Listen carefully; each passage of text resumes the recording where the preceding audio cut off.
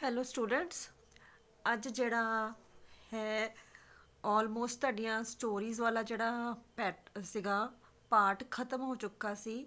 ਸੋ ਮੈਂ ਹੁਣ ਜਿਹੜੀ ਆ ਪੋਇਟਰੀ ਸ਼ੁਰੂ ਕਰਨ ਲੱਗੀ ਆ। ਜਿਹੜੇ ਵਿਦਿਆਰਥੀਆਂ ਦੀ ਕਵਿਤਾ ਦੇ ਵਿੱਚ ਰੁਚੀ ਆ ਜਾਂ ਜਿਹੜੇ ਸਕੂਲਾਂ ਦੇ ਵਿੱਚ ਕਵਿਤਾ ਕਰਾਈ ਜਾਂਦੀ ਹੈ ਨਾ, ਉਹ ਕਹਾਣੀ ਦੀ ਜਗ੍ਹਾ ਕਵਿਤਾ ਪੇਪਰਾਂ ਦੇ ਵਿੱਚ ਕਰ ਸਕਦੇ ਆ। ਸੋ ਅੱਜ ਜਿਹੜਾ ਹੈ ਆਪਾਂ ਕਵਿਤਾ ਪਾਠ ਸ਼ੁਰੂ ਕਰਾਂਗੇ ਤਾਂ ਜੋ ਮੰਚ ਮਹਿਕ ਕਿਤਾਬ ਤਾਂ ਜਿਹੜੀ ਆ ਉਹ ਤਾਂ ਤੁਸੀਂ ਕਰਨੀ ਹੀ ਕਰਨੀ ਹੈ। ਸੋ ਤੁਹਾਨੂੰ ਆਪਸ਼ਨ ਕਹਾਣੀ ਤੇ ਕਵਿਤਾ ਦੇ ਵਿੱਚੋਂ ਹੈ। ਸੋ ਜਿਹੜੇ ਵਿਦਿਆਰਥੀ ਕਹਾਣੀ ਦੀ ਜਗ੍ਹਾ ਕਵਿਤਾ ਕਰਨਾ ਚਾਹੁੰਦੇ ਆ ਨਾ, ਉਹ ਵਿਦਿਆਰਥੀ ਜਿਹੜੇ ਆ ਉਹ ਇੱਥੋਂ ਹੈਲਪ ਲੈ ਕੇ ਆਪਣੀ ਪੋਇਟਰੀ ਦੀ ਤਿਆਰੀ ਕਰ ਸਕਦੇ ਆ। ਸੋ ਮੈਂ ਪਹਿਲੀ ਕਵਿਤਾ ਜਿਹੜੀ ਤੁਹਾਡੇ ਸਿਲੇਬਸ ਦੇ ਵਿੱਚ ਹੈ ਸਮਾਂ, ਉੱਥੋਂ ਹੀ ਸ਼ੁਰੂ ਕਰੂੰਗੀ। ਭਾਈ ਵੀਰ ਸਿੰਘ ਦੀ ਲਿਖੀ ਹੋਈ ਸਭ ਤੋਂ ਛੋਟੀ ਕਵਿਤਾ ਹੈ ਸਮਾਂ, ਜਿਹੜੀ ਕਿ ਮਨੁੱਖੀ ਜੀਵਨ ਦੇ ਵਿੱਚ ਸਮੇਂ ਦੀ ਮਹੱਤਤਾ ਨੂੰ ਬਿਆਨ ਕਰਦੀ ਆ ਜਾਂ ਇਹ ਦੱਸਦੀ ਆ ਕਿ ਸਮਾਂ ਜਿਹੜਾ ਹੈ ਉਹ ਕਿੰਨਾ ਮਹੱਤਵਪੂਰਨ ਆ, ਕਿਉਂਕਿ ਸਮਾਂ ਜਿਹੜਾ ਹੈ ਉਹ ਕਦੇ ਵੀ ਸਾਡੇ ਹੱਥ ਦੇ ਵਿੱਚ ਵਾਪਸ ਨਹੀਂ ਆਉਂਦਾ। ਜਿਹੜਾ ਸਮਾਂ ਸਾਡੀ ਜ਼ਿੰਦਗੀ ਦੇ ਵਿੱਚੋਂ ਨਿਕਲ ਜਾਂਦਾ ਹੈ ਨਾ, ਉਹ ਸਮਾਂ ਕਦੇ ਵੀ ਦੁਬਾਰਾ ਨਹੀਂ ਲਿਆਂਦਾ ਜਾ ਸਕਦਾ। ਇਸ ਕਰਕੇ ਸਮੇਂ ਦਾ ਸਦਉਪਯੋਗ ਕਰਨਾ ਬਹੁਤ ਹੀ ਜ਼ਰੂਰੀ ਹੈ। ਸੋ ਭਾਈ ਵੀਰ ਸਿੰਘ ਦੀ ਲਿਖੀ ਹੋਈ ਕਵਿਤਾ ਜਿਹੜੀ ਹੈ ਉਹ ਸਮੇਂ ਦੀ ਮਹੱਤਤਾ ਨੂੰ ਬਿਆਨ ਕਰਦੀ ਹੈ। ਔਰ ਇਹਦੇ ਵਿੱਚ ਨਾ ਜਿਹੜਾ ਭਾਈ ਵੀਰ ਸਿੰਘ ਬਾਰੇ ਸਾਨੂੰ ਜਾਣਕਾਰੀ ਦਿੱਤੀ ਹੈ, ਉਹਦੇ ਵਿੱਚ ਨਾ ਲਾਸਟ ਪੈਰਾਗ੍ਰਾਫ ਦੇ ਵਿੱਚ ਕਵਿਤਾ ਦਾ ਜਿਹੜਾ ਹੈ ਉਹਦਾ ਮਹੱਤਵ ਵੀ ਦੱਸਿਆ ਹੈ। ਦੇਖੋ, ਇਸ ਕਵਿਤਾ ਵਿੱਚ ਕਵੀ ਨੇ ਸਮੇਂ ਦਾ ਮਾਨਵੀਕਰਨ ਨੂੰ ਤੁਸੀਂ ਕੱਟ ਕੇ ਉੱਥੇ ਮਹੱਤਵ ਕਰ ਸਕਦੇ ਆ। ਸਮੇਂ ਦਾ ਮਹੱਤਵ ਬਿਆਨ ਕੀਤਾ ਹੈ। ਸਮੇਂ ਦੀ ਮਹਾਨਤਾ ਨੂੰ ਬਿਆਨ ਕਰਦਿਆਂ ਸਮੇਂ ਨੂੰ ਅਜਾਈ ਹੁੰਦਾ ਵਾਧੂ ਗਵਾਉਣਾ, ਵੇਸਟ ਕਰਨਾ। ਅਜਾਈ ਨਾ ਗਵਾ ਕੇ ਨੇਕ ਕਰਮ ਹੁੰਦਾ ਚੰਗੇ ਕੰਮ, ਕਰਮਾਂ ਵਿੱਚ ਬਿਤਾਉਣ ਦਾ ਉਦੇਸ਼ ਦਿੱਤਾ ਹੈ। ਸੋ ਇਸ ਕਵਿਤਾ ਦਾ ਜਿਹੜਾ ਮੁੱਖ ਮੰਤਵ ਹੈ ਜਾਂ ਮੁੱਖ ਸੁਨੇਹਾ ਕੀ ਹੈ, ਉਹ ਇਹ ਦੱਸਣਾ ਆ ਕਿ ਮਨੁੱਖ ਨੂੰ ਆਪਣਾ ਸਮਾਂ ਜਿਹੜਾ ਹੈ ਉਹ ਗਵਾਉਣਾ ਨਹੀਂ ਚਾਹੀਦਾ, ਬਲਕਿ ਆਪਣਾ ਜਿਹੜਾ ਸਮਾਂ ਹੈ ਉਹ ਨੇਕ ਕਰਮ ਕੀ ਹੁੰਦੇ ਆ? ਪਰਮਾਤਮਾ ਦਾ ਸਿਮਰਨ ਕਰਨਾ, ਹੱਥੀਂ ਕਿਰਤ ਕਰਨਾ, ਮਿਹਨਤ ਕਰਨਾ, ਇਹੋ ਜਿਹੇ ਕੰਮਾਂ ਦੇ ਵਿੱਚ ਜਿਹੜਾ ਹੈ ਸਾਨੂੰ ਆਪਣਾ ਸਮਾਂ ਲਗਾਉਣਾ ਚਾਹੀਦਾ ਹੈ। ਔਰ ਕਦੀ ਵੀ ਜਿਹੜਾ ਸਮਾਂ ਹੈ ਉਹ ਬਰਬਾਦ ਨਹੀਂ ਕਰਨਾ ਚਾਹੀਦਾ, ਕਿਉਂਕਿ ਸਮਾਂ ਜਿਹੜਾ ਹੈ ਉਹ ਬਹੁਤ ਹੀ ਮਹੱਤਵਪੂਰਨ ਹੈ। ਸੋ ਭਾਈ ਵੀਰ ਸਿੰਘ ਦੀ ਲਿਖੀ ਹੋਈ ਜਿਹੜੀ ਕਵਿਤਾ ਹੈ ਸਮਾਂ, ਉਹ ਸ਼ੁਰੂ ਕਰਦੇ ਆ। ਸਭ ਤੋਂ ਪਹਿਲਾਂ ਦੇਖੋ, ਰਹੀ ਵਾਸਤੇ ਘੱਤ ਸਮੇਂ ਨੇ ਇੱਕ ਨਾ ਮੰਨੀ। ਰਹੀ ਵਾਸਤੇ ਘੱਤ ਦਾ ਮਤਲਬ ਹੁੰਦਾ ਮਿੰਨਤਾਂ ਪਾਉਣੀਆਂ, ਕਿਸੇ ਦੇ ਅੱਗੇ ਤਰਲੇ ਮਿੰਨਤਾਂ ਪਾਉਣਾ। ਹੁਣ ਇਹਦੇ ਵਿੱਚ ਜਿਹੜਾ ਹੈ ਤਰਲੇ ਮਿੰਨਤਾਂ ਕਿਹਦੇ ਅੱਗੇ ਪਾਈਆਂ ਜਾ ਰਹੀਆਂ ਨੇ? ਸਮੇਂ ਦੇ ਅੱਗੇ। ਪਾ ਕੌਣ ਰਿਹਾ ਆ? ਜੀਵਾਤਮਾ। ਜੀਵਾਤਮਾ ਮਤਲਬ ਮਨੁੱਖ। ਜਿਹੜਾ ਮਨੁੱਖ ਹੈ, ਜੀਵਾਤਮਾ ਜਿਹੜੀ ਹੈ ਉਹ ਸਮੇਂ ਦੇ ਅੱਗੇ ਮਿੰਨਤਾਂ ਪਾ ਰਹੀ ਹੈ। ਭਾਵ ਜੀਵ ਆਤਮਾ ਜਿਹੜੀ ਹੈ ਸਮੇਂ ਨੂੰ ਰੋਕਣ ਦੀ ਜਾਂ ਆਪਣੇ ਅਨੁਸਾਰ ਚਲਾਉਣ ਦੀ ਕੋਸ਼ਿਸ਼ ਕਰ ਰਹੀ ਹੈ। ਜਾਂ ਇਹ ਕਹਿ ਲਓ ਕਿ ਮਨੁੱਖ ਜਿਹੜਾ ਹੈ ਜਾਂ ਜਿਹੜੀ ਜੀਵ ਆਤਮਾ ਹੈ ਉਹ ਸਮੇਂ ਨੂੰ ਬੰਨ੍ਹਣਾ ਚਾਹੁੰਦੀ ਹੈ। ਸਮੇਂ ਨੇ ਇੱਕ ਨਾ ਮੰਨੀ, ਪਰ ਸਮੇਂ ਨੇ ਜੀਵ ਆਤਮਾ ਦੀ ਇੱਕ ਵੀ ਗੱਲ ਨਹੀਂ ਮੰਨੀ।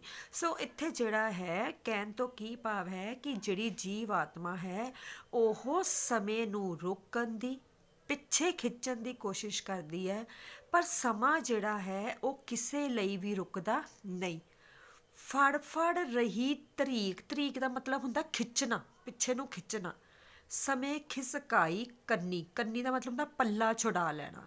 ਹੁਣ ਜਿਹੜੀ ਜੀਵ ਆਤਮਾ ਸੀ ਉਸਨੇ ਸਮੇਂ ਨੂੰ ਫੜ ਕੇ ਜਿਹੜਾ ਸੀ ਬਹੁਤ ਪਿੱਛੇ ਖਿੱਚਣ ਦੀ ਕੋਸ਼ਿਸ਼ ਕੀਤੀ, ਬਹੁਤ ਰੋਕਣ ਦੀ ਕੋਸ਼ਿਸ਼ ਕੀਤੀ, ਪਰ ਜਿਹੜਾ ਸਮਾਂ ਸੀ ਨਾ ਉਹ ਆਪਣਾ ਪੱਲਾ ਛੁਡਾ ਕੇ ਉਹਦੇ ਹੱਥ ਦੇ ਵਿੱਚੋਂ ਨਿਕਲ ਗਿਆ। ਇੱਥੇ ਤੁਸੀਂ ਜਿਹੜੀ ਆ ਉਦਾਹਰਨ ਦੇ ਸਕਦੇ ਆ ਕਿ ਜਿਸ ਤਰ੍ਹਾਂ ਤੁਸੀਂ ਆਪਣੇ ਹੱਥ ਦੇ ਵਿੱਚ ਜਿਹੜਾ ਆ ਕੱਪੜੇ ਦਾ ਪੱਲਾ ਫੜ ਲਓ ਤੇ ਉਹਨੂੰ ਜਿਹੜਾ ਆ ਜਿੰਨੀ ਮਰਜ਼ੀ ਕੱਸ ਕੇ ਫੜੋ, ਪਰ ਉਹ ਜਿਹੜਾ ਪੱਲਾ ਹੈ ਤੁਹਾਡੇ ਹੱਥ ਦੇ ਵਿੱਚੋਂ ਜਿਹੜਾ ਹੈ ਕਿਨਾਰਾ ਸਰਕ ਹੀ ਜਾਂਦਾ ਹੈ ਨਾ, ਨਿਕਲ ਹੀ ਜਾਂਦਾ ਹੈ, ਟਿਕਦਾ ਨਹੀਂ ਹੈ। ਇਸੇ ਤਰ੍ਹਾਂ ਤੁਹਾਡੇ ਹੱਥ ਦੇ ਵਿੱਚ ਜਿਹੜੀ ਆ ਰੇਤਾ ਦੀ ਮੁੱਠੀ ਨੂੰ ਤੁਸੀਂ ਜਿੰਨਾ ਮਰਜ਼ੀ ਦੱਬ ਕੇ ਫੜਨ ਦੀ ਕੋਸ਼ਿਸ਼ ਕਰੋ, ਰੇਤਾ ਜਿਹੜੀ ਹੈ ਹੌਲੀ ਹੌਲੀ ਤੁਹਾਡੀ ਮੁੱਠੀ ਦੇ ਵਿੱਚੋਂ ਨਿਕਲ ਹੀ ਜਾਂਦੀ ਹੈ। ਉਸੇ ਤਰ੍ਹਾਂ ਹੀ ਸਮਾਂ ਵੀ ਜਿਹੜਾ ਹੈ ਜਿੰਨਾ ਮਰਜ਼ੀ ਅਸੀਂ ਉਹਨੂੰ ਫੜਨ ਦੀ ਕੋਸ਼ਿਸ਼ ਕਰੀਏ, ਸਮਾਂ ਜਿਹੜਾ ਹੈ ਉਹ ਆਪਣਾ ਪੱਲਾ ਛੁਡਾ ਕੇ ਸਾਡੇ ਹੱਥਾਂ ਦੇ ਵਿੱਚੋਂ ਨਿਕਲ ਹੀ ਜਾਂਦਾ ਆ, ਕਦੇ ਵੀ ਕਿਸੇ ਲਈ ਰੁਕਦਾ ਨਹੀਂ। ਕਿਵੇਂ ਨਾ ਸਕੀ ਰੋਕ ਅਟਕ, ਰੋਕ ਅਟਕ ਹੁੰਦੀ ਹੈ ਰੁਕਾਵਟਾਂ ਪਾਉਣੀਆਂ, ਕਿਸੇ ਦੇ ਰਸਤੇ ਦੇ ਵਿੱਚ ਰੁਕਾਵਟਾਂ ਪਾਉਣੀਆਂ, ਰੋਕਣ ਦਾ ਯਤਨ ਕਰਨਾ। ਕਿਵੇਂ ਨਾ ਸਕੀ ਰੋਕ ਅਟਕ ਜੋ ਪਾਈ, ਭੰਨੀ ਭੰਨੀ ਹੁੰਦਾ ਤੋੜ ਦੇਣਾ, ਤ੍ਰਿਖੇ ਤ੍ਰਿਖੇ ਹੁੰਦਾ ਤੇਜ਼, ਆਪਣੇ ਵੇਗ, ਵੇ ਦਾ ਮਤਲਬ ਹੁੰਦਾ ਵਹਾ, ਗਿਆ ਟੱਪ ਬੰਨੇ ਬੰਨੇ। ਕਹਿੰਦਾ ਕਿ ਸਮੇਂ ਦੇ ਰਸਤੇ ਦੇ ਵਿੱਚ ਜਿਹੜੀ ਵੀ ਰੁਕਾਵਟ ਪਾ ਕੇ ਉਹਨੂੰ ਰੋਕਣ ਦੀ ਕੋਸ਼ਿਸ਼ ਕੀਤੀ ਗਈ ਹੈ ਨਾ, ਸਮਾਂ ਜਿਹੜਾ ਹੈ ਆਪਣੇ ਤੇਜ਼ ਵੇਗ ਦੇ ਨਾਲ, ਆਪਣੀ ਤੇਜ਼ ਗਤੀ ਦੇ ਨਾਲ ਉਸ ਹਰ ਰੁਕਾਵਟ ਨੂੰ ਚੀਰਦਾ ਹੋਇਆ ਅੱਗੇ ਵੱਧ ਗਿਆ। ਕਿਵੇਂ ਵੱਧ ਗਿਆ? ਹੁਣ ਦਰਿਆ ਦਾ ਤੇਜ਼ ਵਹਾਅ ਆ, ਪਾਣੀ ਦਾ ਤੇਜ਼ ਵਹਾਅ ਹੈ, ਤੁਸੀਂ ਦਰਿਆ ਦੇ ਤੇਜ਼ ਵਹਾਅ ਦੇ ਵਿੱਚ, ਵੇਗ ਦੇ ਵਿੱਚ ਜਿੰਨੀਆਂ ਮਰਜ਼ੀ ਰੁਕਾਵਟਾਂ ਪਾ ਲਓ, ਪਰ ਪਾਣੀ ਦਾ ਜਿਹੜਾ ਵਹਾਅ ਆ ਉਹ ਰੁਕਦਾ ਨਹੀਂ ਹੈ। ਪਾਣੀ ਨਾ ਨਿਰੰਤਰ ਆਪਣੀ ਚਾਲ ਦੇ ਨਾਲ ਚੱਲਦਾ ਹੀ ਰਹਿੰਦਾ ਹੈ। ਤੁਸੀਂ ਜਿੰਨੇ ਮਰਜ਼ੀ ਪੱਥਰ ਸੁੱਟ ਲਓ, ਪਰ ਪਾਣੀ ਜਿਹੜਾ ਆ ਉਹਨਾਂ ਪੱਥਰਾਂ ਦੇ ਵਿੱਚੋਂ ਵੀ ਚੀਰਦਾ ਹੋਇਆ ਅੱਗੇ ਨਿਕਲ ਜਾਂਦਾ ਹੈ। ਇਸੇ ਤਰ੍ਹਾਂ ਸਮਾਂ ਵੀ ਜਿਹੜਾ ਹੈ ਨਾ ਉਹ ਦਰਿਆ ਦੇ ਵੇਗ ਵਾਂਗ ਹੀ ਹੈ, ਉਹ 'ਚ ਜਿੰਨੀਆਂ ਮਰਜ਼ੀ ਰੁਕਾਵਟਾਂ ਪਾ ਲਓ, ਜਿੰਨਾ ਮਰਜ਼ੀ ਉਹਨੂੰ ਪਿੱਛੇ ਧੱਕਣ ਦੀ ਕੋਸ਼ਿਸ਼ ਕਰੋ, ਜਿਹੜਾ ਸਮੇਂ ਦਾ ਤੇਜ਼ ਵਹਾਅ ਹੈ ਨਾ ਉਹਨਾਂ ਸਾਰੀਆਂ ਰੁਕਾਵਟਾਂ ਨੂੰ ਚੀਰਦਾ ਹੋਇਆ ਅੱਗੇ ਨਿਕਲ ਜਾਂਦਾ ਆ। ਔਰ ਸਮਾਂ ਜਿਹੜਾ ਆ ਕਿਸੇ ਲਈ ਵੀ ਰੁਕਦਾ ਨਹੀਂ ਹੈ, ਨਿਰੰਤਰ ਆਪਣੀ ਚਾਲ ਦੇ ਨਾਲ ਚੱਲਦਾ ਹੀ ਹੈ। ਇੱਕ ਵਾਰੀ ਜਿਹੜਾ ਸਮਾਂ ਘੜੀ ਦੀਆਂ ਸੂਈਆਂ ਦੇ ਵਿੱਚ ਵੱਜ ਜਾਂਦਾ ਹੈ ਨਾ, ਉਹ ਸਮਾਂ ਕਦੇ ਵੀ ਦੁਬਾਰਾ ਉਸ ਜਿਹੜਾ ਹੈ ਉੱਥੇ ਨਹੀਂ ਆਉਂਦਾ, ਪਰ ਜੇ ਆਉਂਦਾ ਵੀ ਹੈ ਤੇ ਉਹ ਪੂਰੇ ਜਿਹੜਾ ਆ ਆਪਣਾ ਚੱਕਰ ਕੱਟਣ ਤੋਂ ਬਾਅਦ। ਇਸ ਕਰਕੇ ਜਿਹੜਾ ਹੈ ਇੱਕ ਵਾਰੀ ਜਿਹੜਾ ਸਮਾਂ ਬੀਤ ਜਾਂਦਾ ਹੈ ਉਹ ਕਦੇ ਵੀ ਵਾਪਸ ਨਹੀਂ ਆਉਂਦਾ। ਹੋ ਦਾ ਮਤਲਬ ਹੁੰਦਾ ਹਜੇ, ਹਜੇ ਵੀ ਹੋਸ਼ ਕਰ, ਹੋ ਅਜੇ ਸੰਭਾਲ ਇਸ ਸਮੇਂ ਨੂੰ। ਇਹ ਪੈਰਾਗ੍ਰਾਫ ਦੇ ਵਿੱਚ ਜਿਹੜੇ ਭਾਈ ਵੀਰ ਸਿੰਘ ਹੈ ਨਾ, ਉਹਨਾਂ ਜੀਵ ਆਤਮਾ ਨੂੰ ਜਿਹੜੀ ਹੈ ਨਾ ਇੱਕ ਨਸੀਹਤ ਦੇਣ ਦੀ ਕੋਸ਼ਿਸ਼ ਕੀਤੀ ਹੈ। ਉਹਨੇ ਕੀ ਕਿਹਾ ਹੈ ਜੀਵ ਆਤਮਾ ਨੂੰ ਕਿ ਹਜੇ ਵੀ ਸੰਭਲ ਜਾ, ਹਜੇ ਵੀ ਹੋਸ਼ ਕਰ ਸਫਲ ਉਡੰਦਾ ਜਾਮਦਾ। ਕਿ ਜਿਸ ਮਨੁੱਖ ਨੇ ਆਪਣਾ ਜੀਵਨ ਨੇਕ ਕਰਮਾਂ ਦੇ ਵਿੱਚ ਲਾ ਲਿਆ ਆ, ਪਰਮਾਤਮਾ ਦੇ ਸਿਮਰਨ ਦੇ ਵਿੱਚ ਲਗਾ ਲਿਆ ਆ, ਨੇਕ ਕਰਮ ਹੱਥੀਂ ਕਿਰਤ ਕਰਨ ਦੇ ਵਿੱਚ ਲਗਾ ਲਿਆ ਨਾ, ਉਹਨਾਂ ਨੇ ਆਪਣੇ ਜੀਵਨ ਨੂੰ ਕੀ ਕਰ ਲਿਆ ਆ? ਸਫਲ ਕਰ ਲਿਆ ਆ। ਉਹਨਾਂ ਨੇ ਆਪਣੇ ਸਮੇਂ ਨੂੰ ਸਦਉਪਯੋਗ ਕਰ ਲਿਆ ਆ, ਸਹੀ ਕਰਮਾਂ ਦੇ ਵਿੱਚ ਲਗਾ ਲਿਆ ਹੈ। ਇਹ ਠਹਿਰਨ ਜਾਚ ਨਾ ਜਾਣਦਾ। ਕਿਉਂ? ਕਿਉਂਕਿ ਸਮਾਂ ਜਿਹੜਾ ਆ ਇਹਨੂੰ ਠਹਿਰਨਾ ਨਹੀਂ ਆਉਂਦਾ। ਇੱਕ ਵਾਰੀ ਜਿਹੜਾ ਸਮਾਂ ਨਿਕਲ ਜਾਂਦਾ ਹੈ ਨਾ ਉਹ ਕਦੀ ਵੀ ਮੁੜ ਕੇ ਵਾਪਸ ਨਹੀਂ ਆਉਂਦਾ, ਕਿਉਂਕਿ ਸਮੇਂ ਨੇ ਰੁਕਣਾ ਤਾਂ ਸਿੱਖਿਆ ਹੀ ਨਹੀਂ ਹੈ। ਲੰਘ ਗਿਆ ਨਾ ਮੁੜ ਕੇ ਆਉਂਦਾ। ਜਿਹੜਾ ਸਮਾਂ ਇੱਕ ਵਾਰੀ ਨਿਕਲ ਜਾਂਦਾ ਹੈ ਨਾ ਉਹ ਕਦੇ ਵੀ ਮੁੜ ਕੇ ਵਾਪਸ ਨਹੀਂ ਆਉਂਦਾ।